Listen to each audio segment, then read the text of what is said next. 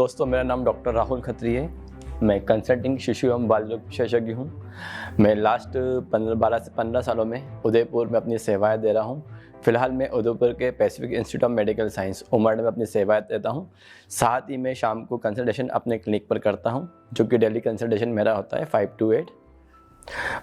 फिलहाल मैं कुछ ऐसी जानकारी देना चाहता हूँ आप लोगों को, जो कि नई मदर्स होती हैं, फर्स्ट टाइम अपने कंसीव की होती है, फर्स्ट बेबी होता है। काफ़ी बच्चों को चीज़ों के बारे में उसे पता नहीं होता है, हमेशा कंफ्यूज रहती है कि मेरे बच्चों को ये प्रॉब्लम है, मेरे बच्चों को वो प्रॉब्लम है। लेकिन वो बच्चे को प्रॉब्लम होती नहीं है, वो कि नॉर्मल फिजियोलॉजिकल चीज़ें होती है।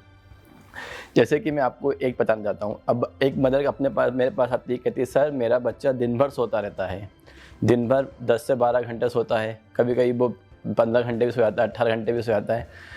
हम उसको ये कहते हैं कि इस एज में बच्चों के लिए नॉर्मल है। जनरली बच्चे 18 घंटे के आसपास सोते हैं, जो कि हर बच्चे का वेरिएबल हो सकता है। एक दूसरी कंडीशन आती है, सर मेरा बच्चा दिन भर सोता है और रात को रोता है, ठीक है। हम उसको कहते हैं ये भी नॉर्मल है। ओके सर, नॉर्मल कैसे है? मैं तो रात भर दिन में भी जागती हूँ, रात में भी जागती हूँ, मैं तो परेशान हो जाती हूँ। फिर एक उसको हम समझाते हैं, जैसे कि अपन जब बच्चा माँ के पेट में होता है, ठीक है, यूट्रस में होता है, उस समय मदर्स कहते दिन भर काम करती रहती है, ऐसे मतलब चलती रहती है, तो बच्चों को एक झोली का अनुभव होता है। तो उससे क्या बच्चे सो जाते हैं, दिन बच्चे सोते हैं, और यही साइकिल में डेवलप होने में काफ़ी टाइम लगता है।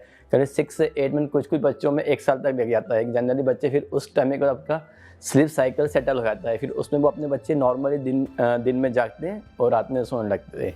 तो इसी तरह पैटर्न धीरे धीरे चेंज होता है। तो हम उसको रीअश्योरेंस करते हैं मदर को कि it is normal for this age group के लिए। एक अदर कंडीशन होती है जिससे मदर कहती है कि सर बच्चा दूध पीता है और तुरंत उल्टी कर देता है, कभी कभी तो दूध पीते पीते उल्टी कर देता है, ठीक है।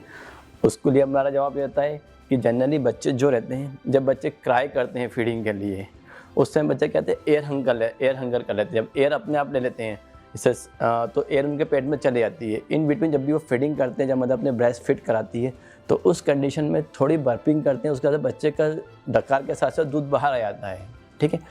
और इस कंडीशन में जब तक कभी कहते बच्चे दिन में 10 बार उल्टी कर रहा है, 12 बार उल्टी कर रहा है, न्यूबॉर्न की कंडीशन में नॉर्मल होती है। अप टू 6 मंथ तक हम लोग समझाते हैं कि उसको कि ये बच्चों का गैस्ट्रोएसोफेजियल रिफ्लेक्स है, जो कि नॉर्मल होता है। अगर बच्चे का वेट बढ़ रहा है, एक्टिविटी अच्छी है, तो कोई चिंता वाली बात नहीं है। ये जैसे बच्चे बड़े होते जाते हैं, तो उनका जो अपना एक एसोफेजियल एक इंस्फिक्टर होता है, जो कि एक वॉल्व होता है, वो धीरे डेवलप हो जाता है और ये कंडीशन धीरे ठीक हो जाती है।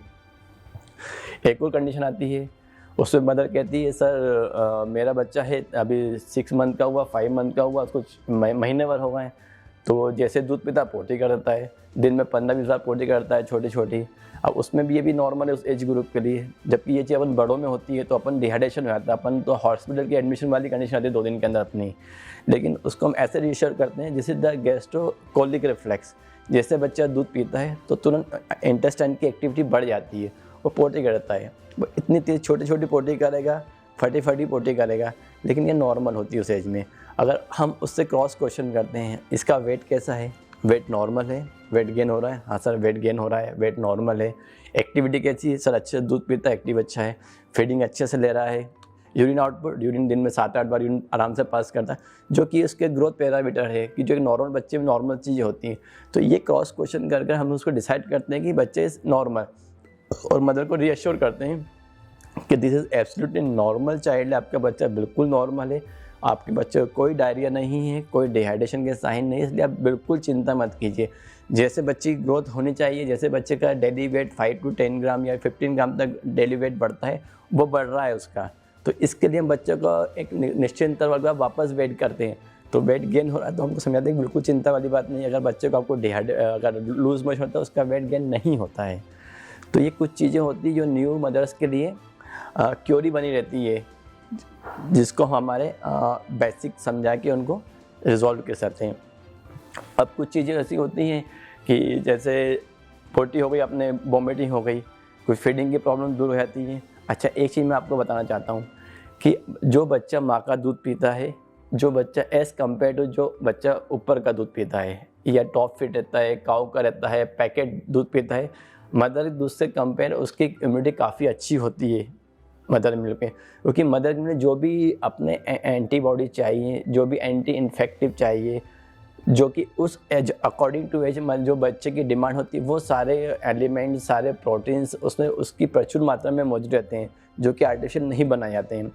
जैसे कि एक एग्जांपल देता हूँ, जब बच्चे का जन्म होता है तो जब हम कहते हैं कि बच्चे को माँ का पहला दूध पिलाना चाहिए, जो कि बहुत थिक रहता है, हार्डली 1 to 2 ml आता है, ठीक है।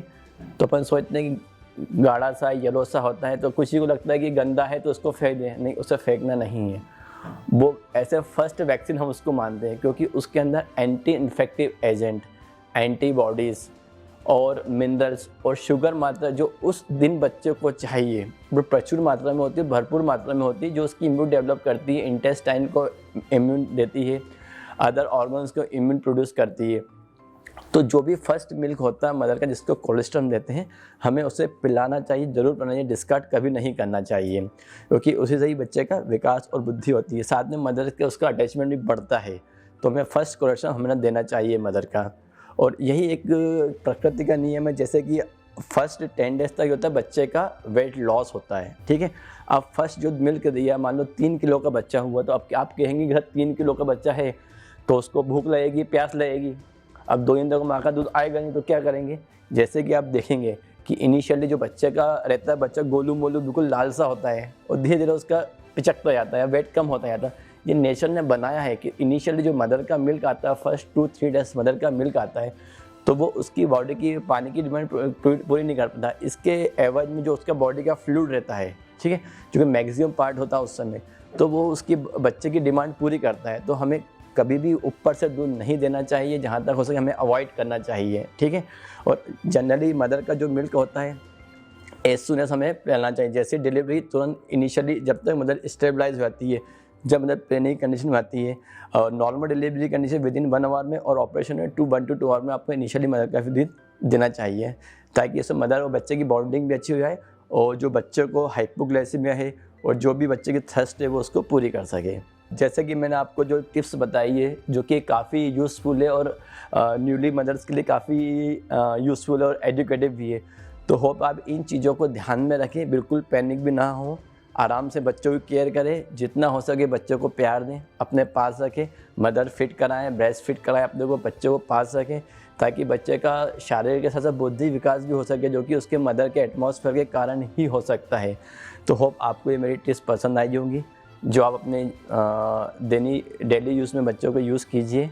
अंत में मैं यही कहना चाहूँगा कि जय जवान, जय किसान, जय हिंद।